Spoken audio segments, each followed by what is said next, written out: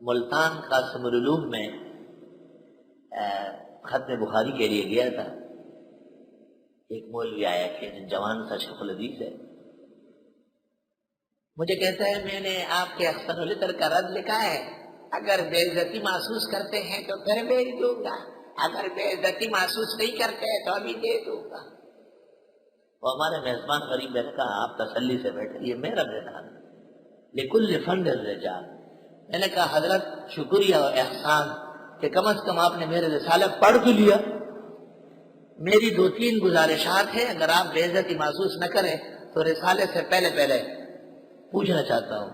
اول یہ کہ میرا رد آپ نے بیداری میں لکھا ہے یا نیند کے عالم میں لکھا ہے؟ نہیں, میں نے بیداری میں لکھا ہے, ایسا لکھا ہے کہ انشاءاللہ بڑا مزہ آئے گا. میں نے کہا اچھا جی. تو حدیث اجعلوا آخر صلاتکم باللیل وترا, جس میں نبی کا حکم ہے کہ آخری عمل رات کا وتر ہوگا, اس کا کم از کم موجب کیا ہے؟ آپ نے کیا لکھا ہے؟ میں نے ویسے اس حدیث پر کچھ نہیں لکھا ہے. بولیان یہ بولتا گروہ دا خری تو خم نے.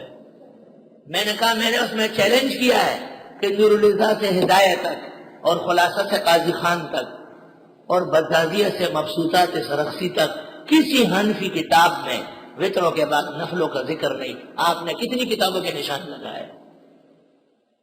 کیا لگا صرف ایک کتاب حلبی کبیر کا. میں نے کہا وہ معتبر نہیں ہے کیونکہ اس میں رکعتین قبل المغرب کی فضیلت لکھی ہوئی ہے, وہ مطعون ہے اس مسئلے میں, اور مالابد شمارے میں نہیں ہے, وہ تو جنتری درجے کی کتاب ہے. معتمد بھی کتب جو فقہ و افتاء کی ہے حنفیہ کی, وہ کیوں خالی پڑی؟ 2. تیسری بات میں نے یہ پوچھی کہ جب پیغمبر کا قول اور فعل دونوں آ جائے, جیسے پیغمبر کا فعل یہ ہے کہ وفات کے وقت 9 بیویاں تھی, اور قول یہ ہے کہ امتی ایک وقت میں 4 سے زیادہ نہیں رکھ سکتا ہے, تو قول اور فعل جب معارض ہو تو قول کا اعتبار ہوگا یا فعل کا؟ کہنے لگے قول کا. تو میں نے کہا اجعلوا آخر صلاتکم باللیل وترا قول ہے, اور اگر رکعتین بعد الوتر کہیں آ چکی ہے تو ان کی 3 تعویلیں ہیں. ایک یہ کہ سنت فجر مراد ہے, دوسرا یہ کہ یہ متروک ہے.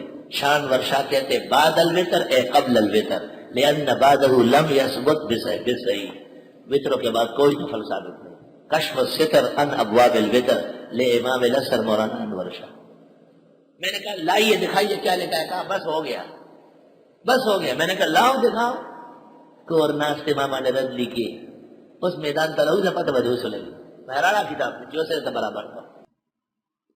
آخری بات یہ ہے کہ ہم وطروں کے بعد نوافل قیام اللیل تہجد کے قائل ہیں, لیکن ہم اولا و افضل نہیں سمجھتے ہیں.